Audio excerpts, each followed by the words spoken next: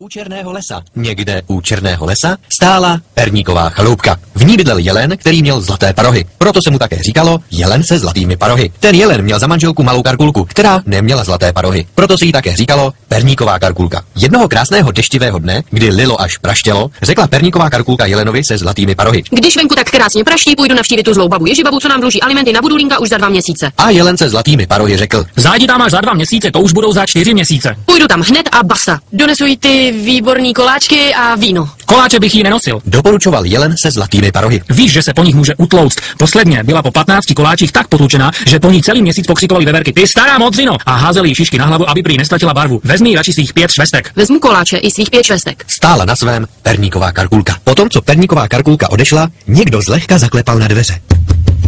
Kdo je to? Otázal se jelen se zlatými parohy nervózně. Neboj se, Ozval se tenký hlásek. to jsem jenom já a dalších 39 loupežníků. Pust nás dovnitř. Manželka mi řekla, abych nikomu neotevíral. Jen 2 prstíčky ti tam strčíme, jen co si je ohřejeme, hned zase vypadneme. Jelen, protože byl dobrák, malinko pootevřel dveře. Mezi futry se objevilo náhle 80 prstíčků. Jelen, protože byl svině, dveře rychle přibouchl a 80 prstíčků se mu mžiku válelo u kopítek. Jelen se zlatými parohy si už myslel, že má vyhráno, ale přitom měl prohráno. Loupežníci totiž byli strašně vyčúraní a volali: Jelene se zlatými parohy, vzdej se, nemáš šanci, my jsme totiž strašně vyčúraní. A tak jelen se zlatými parohy poznal, že nemá šanci, protože loupežníci jsou strašně vyčúraní. A otevřel. 320 prstíčků sevřelo se kolem jelenova zlatého paroží a táhlo ho ven. Jelen se zlatými parohy celý naštvaný volal: Sakra, kdo mi to tady loupe perníček? To je jenom větříček. Odpovídali mu posměšně loupežníci. Naštěstí nedaleko kácel Chuck Norris, staré duby. Zaslechl jelenovo volání a mžiku přiběhl na pomoc. Vrhl se na loupežníky a skopal je do kulaté krychličky. Loupežníci začali úpět a naříkat. Volali: My nejsme 40 loupežníků. My jsme jenom 20 jeníčků a 20 mařenek.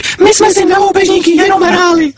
To jsem z toho jelen. Řekl Chuck Norris a proměnil se v jelena, co však čert nechtěl. Najednou vyběhl z černého lesa, který se čirou náhodou jmenoval Černý, a taky záholec, loupežník Rumcajs. Ho, Jelene, Zařval, až z jíčínských eurooken padaly květináče. dostal jsem tě. Vytáhl svoji pistoli nabitou hodně, ale hodně tvrdým žaludem Chucka Norrise, a Chucka Norrise jelena odstřelil. Za dobrotu na žebrotu. Řekl princ Bajaja a jak se objevil, taky zmizel.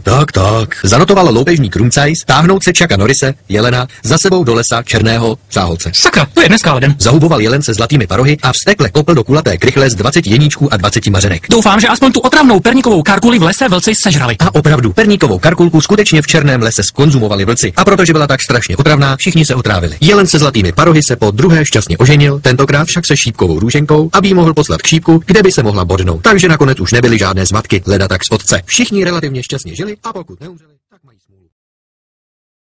U Černého lesa, někde u Černého lesa, stála perníková chaloupka. V ní bydlel jelen, který měl zlaté